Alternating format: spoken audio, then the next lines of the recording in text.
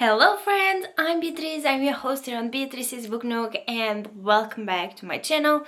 Today I bring to you a video all about recommendations. So, what am I actually talking about? During the month of October, I'm going to be taking part and be one of the hosts for Paula over Lacey Reads. She's going to be hosting her first ever readathon, which is called Diceathon. And what exactly is Diceathon? So, Diceathon is a readathon inspired in Dungeons and Dragons.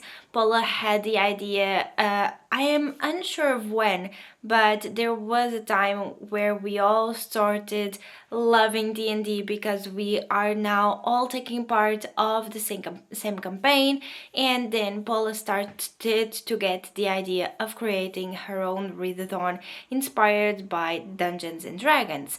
So the readathon is going to be taking part throughout all of the month of October, and for it, what do you have to do? I will leave Paula's video in the description down below so you can check, because Paula explains everything much better than what I will be able to. But to be able to participate, you just have to create your character, then read some books in accordance to the prompts. There are also live prompts, so it's not just reading prompts, and from there we will battle monsters to be able to progress our story and our campaign throughout the month. So for that, in Dungeons and Dragons, there is a very crucial moment, which is we need to get our characters. Paula has a booklet that explains all of the characters that she has, so the classes, the races, and everything like that for the game, but I have already started to create mine. So let me share mine with you all. Unfortunately, she doesn't have yet a species, not a species, but she doesn't have yet a name. But the character that I'm currently creating and that I will be playing throughout the month of October for Diceathon will be, I don't know, maybe when I edit the video I will already have a face and more of a name for her, so I will put my completely character sheet here.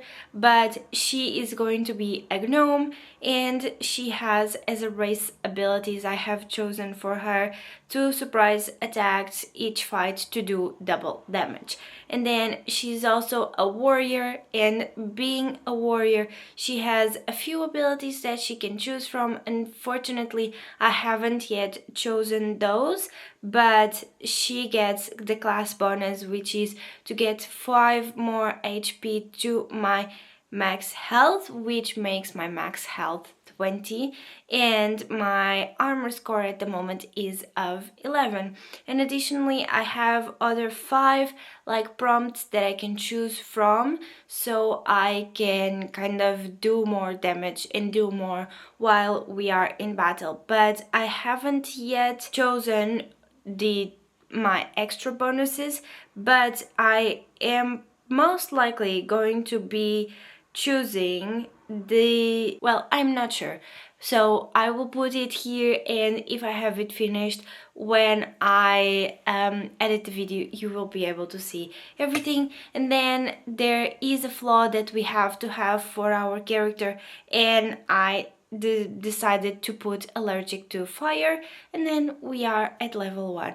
Unfortunately, my character is not yet so completed, but I'm excited because she sounds like a badass and I cannot wait to play with her. I just have to do the little finishing touches for her. So now on to the recommendations. Paula has prepared a panoply of recommendations, not only book prompts but also live prompts. I picked 3 prompt-based recommendations. So I picked my first one is an author you have never read from before, and let me go grab the book because I am not at all prepared, so I don't have the books here, but I want to share with you a book that I truly love and that I can assume you have never read before. Okay, so My first recommendation is going to be uh,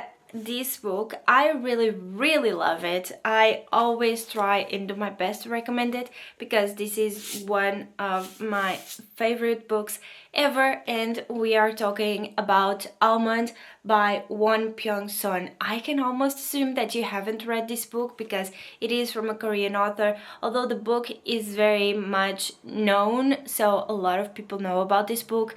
I will probably assume that you have never read from this book before or from this author. And what exactly is Almond? So in this book we are following our main character, which is Yoonjae. Yoonjae, he was born with a condition, so a brain condition, which is called alexithymia, and this makes hard for him to feel emotions like fear or anger. One day, and this is all explained like in the backdrop, he doesn't have technically any friends due to his condition to feeling his emotions, and he relies a lot on his mom and on his grandma. Everything changes when a shocking event happens that involves his mom and his grandma, and he kind of gets lost in life. So basically in here and in Almond, what happens is we are following Yoonjae, and he discovering the world through not having the help of his mom and his grandma for him. So he he struggles a lot to cope with the loss of his parents, because not his parents but from his family, and he gets to know some friends, and from there he gets to know a few things. This book, when I read it, it touched me a lot. I honestly loved this book and I gave it 5, if not 5 stars, 4 stars, really high 4 stars, because I felt so much while reading this book. And if you decide to read it, I just want to provide a trigger warning. There is death in the book, so there is parental and family death in this book, mainly the mom and the grandma of Yoonjae. So if you are sensitive in regards of those topics, just be careful while reading this book, because it does portray those moments in the life of Yoonjae. Okay, I have now a pile of 3 books. They all have something in common, and to be honest, I am not going to go that deep into what each one of them is, because I'm sure you have heard of these books, but I think they are worth it for me to share with you. And the prompt that I'm going to be providing these 3 recommendations for you, it's going to be the prompt from a book with a trope that you love. One of my favorite tropes to read is enemies to lovers, or better, dislikes to lovers. I really like to read that trope. It is one of my favorite ones, and I always have the best time when I'm reading that. So I decided to pick up 3 recommendations for you just by the covers and the spines. You might see what they are, but let's first talk about the first one. We are going to be, or better, I am going to be recommending this Violet Delights. This is by Chloe Gong, and this is a 1920s Romeo and Juliet retelling. Then we have The Serpents and the Wings of Night by Carissa Broadbent. This is vampires meet competition, meet the last one surviving kind of situation. So I had a lot of fun, and the betrayal at the end was really good.